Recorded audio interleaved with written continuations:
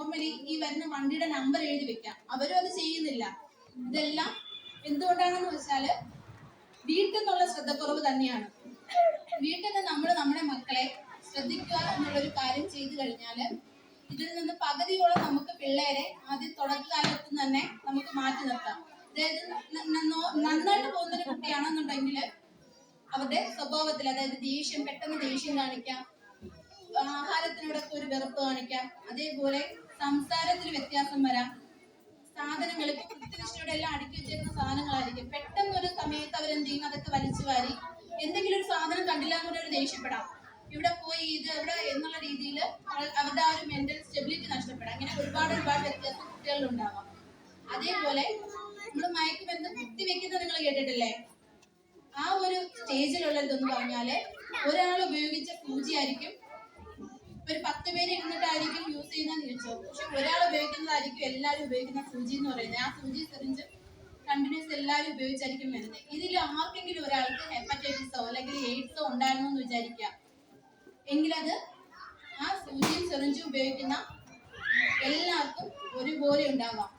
അതേപോലെ തന്നെ ആൻസൈറ്റി, ദേഷ്യം, വിഷാദം, ഇതെല്ലാം മയക്കുമരുന്നുമായിട്ട് ബന്ധപ്പെട്ട് വരുന്ന ഘട്ടങ്ങളാണ്. ഞാൻ ജസ്റ്റ് നിങ്ങളൊന്ന് ഓർത്തിരിക്കാൻ, നിങ്ങൾ പൊടിമക്കളാണ്, ഇവരാണ് വളർന്ന് നാളത്തേക്ക് ഒരു തലമുറയാവുന്നത്. ഇവിടെ ഇരിക്കുന്ന എല്ലാവരും APJ അബ്ദുൽ കലാം ആവുമെന്നൊന്നും ഒരിക്കലും ഞാൻ പറയുന്നില്ല. ആവാം, ആവാതിരിക്കാം. ഞാനൊക്കെ പഠിക്കുമ്പോൾ ലാസ്റ്റ് ബെഞ്ചായിരുന്നു. ഞാനൊരു ഗവൺമെന്റ് ജോലി മേടിച്ചു. പക്ഷെ എന്റെ ഫ്രണ്ട് ഇരുന്ന ആ കുട്ടി ഇപ്പൊ ഒരു കുട്ടിയെ നോക്കി വിട്ടിരിക്കുവാണ്. അതുകൊണ്ട് ആരാണ് മുന്നോട്ട് വരുന്നതെന്നോ ആരാണ് പിന്നോട്ട് പോകുന്നതെന്നോ ഒന്നും നമുക്ക് പറയാൻ പറ്റത്തില്ല. ഓരോരുത്തരെയും പഠിക്കുന്നതും എല്ലാം പല ഘട്ടത്തിലായിരിക്കും അവരുടെ ബുദ്ധി എന്ന് പറയുന്നത്. പക്ഷെ നമ്മുടെ ആ മുന്നോട്ട് വരുന്ന കഴിവത് നമ്മളായിട്ട് നമ്മുടെ മക്കളെ വീട്ടിൽ നിന്നും ഇറക്കി വിടുമ്പോഴത്തേക്ക് നമ്മുടെ മക്കളാണ്. പക്ഷെ നമുക്കതൊരു ശ്രദ്ധ നമ്മുടെ കുഞ്ഞിന്റെ പുറത്ത് എപ്പോഴും ഉണ്ടായിരിക്കണം. പിന്നെ ഇതെല്ലാവരും ചെറിയ മക്കളാണ്. അപ്പൊ നമ്മൾ ഇപ്പോഴേ അവരിൽ കുറെ ആരോഗ്യശീലങ്ങളും കൂടെ വളർത്തിയെടുക്കാനായിട്ട് നോക്കുക. അതായത് ഇപ്പോ ഇന്ന് എല്ലാരും കുളിച്ചിട്ടാണോ വന്നേ? ഉറപ്പാണ്? എല്ലാ ദിവസവും കുളിച്ചിട്ടായിരിക്കും വരുന്നേ? അതൊരു വാക്കല്ലേ? എല്ലാരും പുതിയ ഡ്രസ്സാണ് ഇട്ടേക്കുന്നേ. എന്നും നമുക്ക് പുതിയ ഡ്രസ് ഇടാൻ പറ്റുമോ? ആണോ? എന്നും നമുക്ക് പുതിയ ഡ്രസ്സ് ഇടാൻ പറ്റത്തില്ല അല്ലേ? കാര്യം എന്താ, നമ്മുടെ അച്ഛനമ്മയുടെ എന്നും നമുക്ക് പുതിയത് മേടിച്ചു തരാൻ പറ്റുമോ? ഒരിക്കലും പറ്റത്തില്ല. അപ്പോ നമുക്കുള്ള നമ്മുടെ വസ്ത്രങ്ങള് നല്ല രീതിയിൽ കഴുകി ഉണക്കി അല്ലേ, നല്ല വൃത്തിയായിട്ട് ധരിച്ചു കൊണ്ടുവരണം കേട്ടോ. അതേപോലെ എല്ലാവരും കൈയൊന്ന് നീട്ടിക്കേ. പരസ്പരം ഇരിക്കുന്നവരൊന്ന് നഖം ഒന്ന് നോക്കിയേ എങ്ങനെയാന്ന്. മോള് മോളുടെ കൈ നോക്കിയേ. നോക്കത്തില്ലേ? കണക്കാണോ? എല്ലാവരുടെയും കൈ ഇതുപോലെ നല്ല വൃത്തിക്ക് ഇരിക്കുവാണോ? ഉറപ്പാണോ? എല്ലാരും നഖം വെട്ടിയിട്ടുണ്ടോ? അപ്പൊ എന്നും ഇതുപോലെ നഖം വെട്ടി നല്ല വൃത്തിക്ക് വരുമോ? ഉറപ്പല്ലേ? ഉറപ്പാണ്. ഓക്കെ, എല്ലാരും രാവിലെ ബ്രഷ് ചെയ്തോ? ആഹാരം കഴിച്ചോ? എന്താ കഴിച്ചേ? ദോശ കഴിച്ചു. ഓക്കെ, ഞാൻ അപ്പവും ചമ്മന്തിയും കഴിച്ചു. എത്ര അപ്പം കഴിച്ചു ഇയാള്? 2 അപ്പം കഴിച്ചു. എല്ലാരും അതേ കണക്ക് ആഹാരം കഴിച്ചോ? ഓക്കെ, ഇപ്പൊ എല്ലാരും കുഞ്ഞു മക്കളാ. അവർക്കെന്ന് പറഞ്ഞാല് ഇപ്പൊ സ്ലിം ബ്യൂട്ടി ആവുക അല്ലെങ്കിൽ സൗന്ദര്യം എന്ന് പറഞ്ഞാൽ അവരിൽ എത്തിയിട്ടില്ല. അപ്പൊ അതുകൊണ്ട് എല്ലാരും നല്ല രീതിയിൽ രാവിലെ ഫുഡ് കഴിക്കും. പണ്ടൊക്കെ നമ്മൾ പറയും രാവിലത്തെ ഫുഡ് സ്കിപ്പ് ചെയ്യരുത്. അതായത് രാവിലത്തെ ഫുഡ് എന്ന് പറയുന്നത് നമുക്ക് ബുദ്ധിക്ക് ഉള്ളതാണെന്ന് പറയും. പക്ഷെ ഇന്നത്തെ കാലത്ത് പറയുന്നതെന്ന് പറഞ്ഞാൽ രാവിലത്തെ ഫുഡ് അങ്ങനെ ഇതാവുന്നില്ല, കഴിച്ചില്ലെങ്കിലും പ്രശ്നമില്ല എന്ന് പറഞ്ഞ് ഒരുപാട് പേര് ഡയറ്റ് എടുക്കുന്നുണ്ട്. ഈയിടയ്ക്ക് ആരെങ്കിലും കണ്ടായിരുന്നോ? തൊടുപുഴയിലൊക്കെ ഒരു പെൺകുട്ടി മരിച്ചു. വയറൊട്ടിപ്പോയെന്നാണ്, അതായത് ആമാശയം ഒട്ടിപ്പോയാണ് കുട്ടി മരിച്ചത്. അത് എന്തുകൊണ്ടാണെന്നറിയാവോ? ഓൾറെഡി ആ കൊച്ചു നല്ല മെലിഞ്ഞിട്ടുള്ള ഒരു കൊച്ചാ. പക്ഷെ ഫ്രണ്ട്സിന്റെ ഇടയിൽ എന്നും മെലിഞ്ഞിട്ട് തന്നെ ഇരിക്കാൻ വേണ്ടിയിട്ട് പുള്ളിക്കാരി ഡയറ്റ് എടുത്തതാണ്. അങ്ങനെയാണെങ്കിൽ ഞാനൊക്കെ പട്ടിണി കിടക്കേണ്ടി വരും, എന്നാലും ഞങ്ങളൊന്നും മെലിയത്തില്ല. അതിന്റെ ആവശ്യമുണ്ടോ? ഡയറ്റ് എടുക്കേണ്ട കാര്യമുണ്ടോ? ഉണ്ടോ? നോർമലി ഇവിടെ ഇരിക്കുന്ന കുഞ്ഞുമക്കൾ എല്ലാവരും രാവിലെ ആഹാരം കഴിച്ചിട്ട് മാത്രമേ വരാവുള്ളൂ കേട്ടോ. ഓക്കെ, അപ്പൊ എല്ലാരും രാവിലെ ഫുഡ് കഴിച്ചിട്ടല്ലേ വരുള്ളൂ. ഒരു ദോശയാണെങ്കിൽ എത്ര എണ്ണം കഴിക്കും നമ്മള്? ഒന്നോ? ഒന്ന് പോരാ, ഇച്ചിരി കൂടെ വേണ്ടേ? നമ്മള് ആഹാരം കഴിക്കാതെ വന്നാൽ നമുക്ക് ക്ലാസ്സിൽ ശ്രദ്ധിക്കാൻ പറ്റുമോ?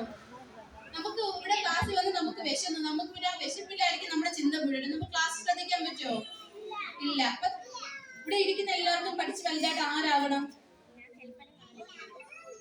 ആരാവണം? പറ ആരാവണം? ഡോക്ടർ ആവണം. ഓക്കെ,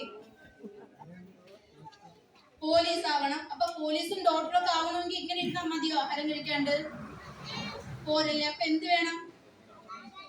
നല്ല രീതിയിൽ ആഹാരം കഴിക്കണം. അപ്പൊ എല്ലാരും വാക്കല്ലേ, ഇന്ന് മുതൽ നല്ല രീതിയിൽ ഫുഡ് കഴിച്ചിട്ടേ ഇവിടെ വരുള്ളൂ, രാവിലെ കാപ്പി കുടിച്ചിട്ടേ വരുള്ളൂ എന്ന് ഉറപ്പല്ലേ? ആരൊക്കെ കാപ്പി കുടിച്ചിട്ട് രാവിലെ വരും? അപ്പൊ ഇനി നാളെ മുതൽ അമ്മയ്ക്ക് നിർബന്ധം കാണിക്കേണ്ടി വരത്തില്ലല്ലോ നിങ്ങളോട്, ഉറപ്പല്ലേ? ഓക്കെ, ഇനി ഒരു ചെറിയൊരു ചോദ്യം ചോദിക്കട്ടെ. രാത്രി പല്ല് തേച്ചിട്ട് കിടന്നുറങ്ങുന്ന എത്ര പേരുണ്ട്? കള്ളം പറയല്ലോ കേട്ടോ, ഞാൻ വന്ന് നോക്കട്ടെ രാത്രി വന്നിട്ട്. അങ്ങനെയാണെങ്കിൽ പിന്നെ ടീച്ചറിനോട് പറയും എന്നും അടി തരാനൊക്കെ പറയും. രാവിലെ പല്ല് തേക്കത്തില്ലേ?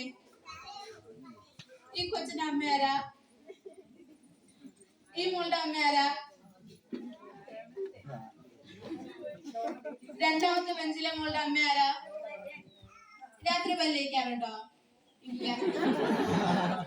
അപ്പൊ ഇതിന് വേറെ ശീലം എന്തുവാ? നമ്മളൊരിക്കലും കള്ളം പറയാവോ? മോള് കള്ളം പറഞ്ഞതല്ല, അമ്മ കാണാഞ്ഞിട്ടാ. മോള് പല്ല് തേക്കും അല്ലേ? നമ്മൾ നന്നായിട്ട് വാ കഴിവിട്ടല്ലേ കിടക്കുന്നേ? അമ്മ ശ്രദ്ധിക്കാഞ്ഞിട്ടാ. ഇതിന്റെ അർത്ഥം എന്താ? അമ്മ കൊച്ചിനെ ശ്രദ്ധിക്കുന്നില്ല, കൊച്ചു പല്ല് തേക്കുന്ന അമ്മ കാണുന്നില്ല. മോൾ ഇനി നന്നായിട്ട് പല്ല് തേച്ചിട്ട് കിടക്കണം കേട്ടോ. അമ്മ അങ്ങനെയൊക്കെ പറയും കേട്ടോ. ഓക്കെ, അപ്പൊ ഇതിന്ന് വേറെ ശീലം എന്ന് പറയുന്നത് നമ്മൾ രാത്രിയും പല്ല് തേച്ചിട്ട് കിടക്കണം. അപ്പൊ ആ രാത്രി പല്ല് തേച്ചിട്ട് പിന്നെ വല്ലതും കഴിക്കാവോ? നമുക്ക് ആഹാരമൊക്കെ കഴിക്കാം. ആഹാരമൊക്കെ കഴിച്ച് നന്നായിട്ട് വയറ് വെപ്പിച്ചിട്ട് രാത്രി കിടക്കുന്നതിന് മുമ്പ് നമ്മൾ ഒന്നും കൂടി ബ്രഷ് ചെയ്യണം കേട്ടോ. ഈ ബ്രഷ് ചെയ്യാൻ പറയുന്നത് എന്തിനാണെന്നറിയാവോ? നിങ്ങൾ വീട്ടിൽ നിങ്ങളുടെ കുട്ടികളുടെ പല്ലൊന്ന് നോക്കിയാൽ മതി. മാക്സിമം ഒരു 10 പേരെടുത്താൽ 5 പേരെങ്കിലും പല്ലില് എന്തെങ്കിലും ഡെന്റൽ കാരിയേഴ്സ് അല്ലെങ്കിൽ എന്തെങ്കിലും ഫോഡ് പോലെയൊക്കെ കാണും. നമ്മൾ പല്ല് സൂക്ഷിക്കണം എന്ന് പറയുന്ന ഒരു കാര്യം എന്ന് പറയുന്നത്, നമ്മുടെ പല്ല് കണക്ട് ചെയ്തിരിക്കുന്നത് ഞരമ്പിലും നെർവിലുമാണ് അല്ലേ? നിങ്ങൾ പല്ല് പറിക്കുമ്പോൾ പല്ലിന് വേരെന്നൊക്കെ നമ്മൾ പറയത്തില്ലേ, കേട്ടിട്ടില്ലേ? അതെന്ന് പറയുന്നത് നമ്മുടെ ഞരമ്പും നമ്മുടെ നെർവും ഒക്കെയാണ് പല്ലിനെ കണക്ട് ചെയ്ത് വെച്ചേക്കുന്നത്. അപ്പൊ നമുക്ക് പല്ല് കുളിക്കുന്നതൊക്കെ എന്തുകൊണ്ടാ തോന്നുന്നേ? ആ ഞരമ്പും നെർവും ഒക്കെ അവിടെ ഉള്ളതുകൊണ്ട് നമുക്ക് പല്ല് കുളിപ്പൊക്കെ തോന്നുന്നേ. അപ്പൊ നമ്മള് ബ്രഷ് ചെയ്തില്ല, നമ്മുടെ പല്ല് ഇത്തിരി കേടാണെന്നുണ്ടെങ്കിൽ ആ ഒരു കേട് നമ്മുടെ ഞരമ്പിനെയും നെർവിനെയും ബാധിക്കും. ഈ ഞരമ്പ് നെർവ് എന്ന് പറയുന്നത് നമ്മുടെ അവിടെ മാത്രമല്ല ഉള്ളത്, നമ്മുടെ ഹാർട്ടിലോട്ടുള്ള ഞരമ്പ് കണക്ഷനാണ് ഈ പല്ലിൽ നിൽക്കുന്നത്. ഈ നെർവ് എന്നൊക്കെ പറയുന്നത് നമ്മുടെ ഫുൾ ബോഡി കണക്ട് ചെയ്തേക്കുവാണ്. പല്ലിലുള്ള ഞരമ്പും നെർവും നമ്മുടെ ഹാർട്ടിനെയും കണക്ട് ചെയ്തിട്ടുണ്ട്. അപ്പൊ ഇപ്പോഴേ പല്ലില് കേട് വരുന്ന ഒരു കുട്ടിക്ക് ഭാവിയിൽ ഒരു 10-40 വയസ്സാകുമ്പോൾ അവർക്ക് ഹാർട്ടിന് പ്രശ്നം വരാനുള്ള ചാൻസ് 30%. ചെറിയൊരു ശ്രദ്ധക്കുറവ്, നമ്മുടെ അമ്മമാരുടെ ചെറിയൊരു ശ്രദ്ധക്കുറവ് എവിടെ പോയി നിൽക്കുന്നെന്ന് കണ്ടോ? അപ്പൊ നിങ്ങൾ രാത്രി ഫുഡെല്ലാം കൊടുത്ത് കൊച്ചിന് പല കൊടുത്ത് കൊച്ചി ബെഡ് ടൈം, അതായത് കിടന്നുറങ്ങത്തില്ലേ, അതിന് തൊട്ട് മുമ്പായിട്ട് കൊച്ചിനെ പല്ല് തേപ്പിച്ചിട്ട് മാത്രം കിടത്തി ഉറക്കുക. അതേപോലെ മോർണിംഗ് പിള്ളേർ എന്തോ വാശി കാണിച്ചോട്ടെ, കരഞ്ഞോട്ടെ, സാരമില്ല, പിള്ളേർക്ക് നല്ല രീതിയിൽ രാവിലെ ഫുഡ് കൊടുത്തിട്ട് മാത്രം സ്കൂളിലേക്ക് വിടുക. ഓക്കെ, പിന്നെ അതേപോലെ നിങ്ങളുടെ കുട്ടികളിലുള്ള ഓരോ ചേഞ്ചസും അമ്മമാര് തന്നെയല്ല, അമ്മമാർക്ക് മാത്രമായിട്ട് ഒരിതും കുട്ടികളിൽ പതിച്ചു കൊടുത്തിട്ടില്ല. അതേപോലെ അച്ഛന്മാരും അല്ലേ? അമ്മമാര് മാത്രം എപ്പോഴും എവിടെയും ചെയ്യണമെന്നില്ല. പാരന്റ്സ്, അതായത് അച്ഛനും അമ്മയും ഒരുപോലെ നിങ്ങളുടെ കുട്ടിയുടെ കാര്യം, അതായത് അവരിൽ എന്തെങ്കിലും ചേഞ്ചസ് ഉണ്ടോ, അതേപോലെ പിള്ളേരുടെ ക്യാരക്ടർ മാറുന്നുണ്ടോ, ദേഷ്യം കൂടുന്നുണ്ടോ, ഒരു പഠിത്തത്തിൽ എങ്ങനെയാണ്, നേരത്തെ മെമ്പർ പറഞ്ഞ പോലെ ഇവിടെ ഒരു മീറ്റിംഗ് വിളിച്ചാൽ നീ പോന്ന് പറഞ്ഞ എല്ലാ അച്ഛന്മാരും അമ്മമാരെ പറഞ്ഞു വിടും അല്ലേ? അങ്ങനെയല്ല, അച്ഛനോ അമ്മയോ രണ്ടുപേർക്കും ഒരുപോലെയാണ് കുട്ടികളുടെ കാര്യത്തിൽ. അപ്പൊ ആരെങ്കിലും ഒരാൾ പങ്കെടുക്കാനായിട്ട് നോക്കാം. പിന്നെ ഇതുമായിട്ട് ബന്ധപ്പെട്ട ഒരു കാര്യമല്ല, എന്നാലും ഞാൻ ഒന്നുകൂടെ പറയാം. നിങ്ങളെല്ലാരും കൊറോണ എന്ന് കേട്ടിട്ടില്ലേ? അപ്പൊ വീണ്ടും വന്നതറിഞ്ഞായിരുന്നോ? പുള്ളിക്കാരനെ നമ്മളെ വിട്ടുപോകാനായിട്ട് ഒരു മനസ്സുമില്ല, വീണ്ടും തിരിച്ചു വന്നിട്ടുണ്ട് കേട്ടോ. അപ്പോ നിങ്ങൾ ഹോസ്പിറ്റലിലൊക്കെ പോകുമ്പോഴാണെങ്കിലും ആൾക്കൂട്ടത്തിൽ ഇരിക്കുമ്പോഴാണെങ്കിലും മാസ്ക് എപ്പോഴും നിർബന്ധമായിരിക്കണം. നിങ്ങളുടെ കുട്ടിക്ക് വയ്യാതെയൊക്കെ വരുവാണെന്നുണ്ടെങ്കിൽ നിങ്ങൾ സ്കൂളിലേക്ക് കുട്ടിയെ വിടണ്ട. ഓക്കെ അല്ലേ? അതായത് കൊറോണ വീണ്ടും വന്നിട്ടുണ്ട്, ഇത്ര മാത്രം ആലോചിച്ചാൽ മതി. ഒരു വട്ടം ഒരു കാലഘട്ടം കഴിഞ്ഞ് പോയതേ ഉള്ളൂ, നമ്മളൊക്കെ ഒരുപാട് അനുഭവിച്ചതാണ്, ലോക്ക്ഡൌൺ ഒക്കെ വന്നതാണ്. നമ്മുടെ പഞ്ചായത്ത് വീണ്ടും അങ്ങനെ ആയിക്കഴിഞ്ഞാൽ, കേരളത്തിൽ തന്നെ ഫസ്റ്റ് കേസ് കുളത്തൂപ്പുഴ ആയിരുന്നു. ഇപ്പൊ വീണ്ടും കുളത്തൂപ്പുഴ ഇനി ലോക്ക്ഡൌൺ ഒക്കെ ആയിക്കഴിഞ്ഞാൽ നിങ്ങളൊന്ന് ആലോചിക്കുക, ഡെയിലി ജോലിക്ക് പോയി ജീവിക്കുന്നവരാണ് എല്ലാവരും. അപ്പൊ അതുകൊണ്ട് കോവിഡ് വീണ്ടും വന്നിട്ടുണ്ട്, നല്ല രീതിയിലൊന്ന് ശ്രദ്ധിക്കാം. പിന്നെ വേറെ ഒരു മെയിൻ ആയിട്ടുള്ള ഒരു കാര്യം എന്ന് പറഞ്ഞാൽ കുഞ്ഞു മക്കളാണ്. അവർക്ക് ഇന്നത്തെ കാലഘട്ടത്തിലെ ചതി ഒന്നും അറിയത്തില്ല. നിങ്ങള് നിങ്ങളുടെ കുട്ടിക്ക് ഗുഡ് ടച്ചും ബാഡ് ടച്ചും പറഞ്ഞു കൊടുത്ത് തന്നെ വളർത്തുക. അതായത് ഒരു സമൂഹത്തിൽ കുട്ടിയോട് ആൾക്കാർ എങ്ങനെയാണ് പെരുമാറുന്നത് നമ്മുടെ മുന്നിൽ വെച്ച ഒരു തരത്തിലും നമ്മളില്ലാത്തപ്പോൾ നമ്മുടെ കുട്ടിയോട് പെരുമാറുന്നത് വേറെ തരത്തിലും ആയിരിക്കും. അത് നിങ്ങൾ തന്നെ നിങ്ങളുടെ കുട്ടിയുടെ അടുത്ത് പറഞ്ഞു മനസ്സിലാക്കുക. ഗുഡ് ടച്ച് എന്താണെന്നും ബാഡ് ടച്ച് എന്താണെന്നും ഒരു നല്ലൊരു പേഴ്സൺ എങ്ങനെയായിരിക്കും നമ്മളോട് പെരുമാറുന്നതെന്നും നിങ്ങൾ തന്നെ നിങ്ങളുടെ കുട്ടിയുടെ അടുത്ത് പറഞ്ഞു മനസ്സിലാക്കുക. ഓക്കെ അല്ലേ?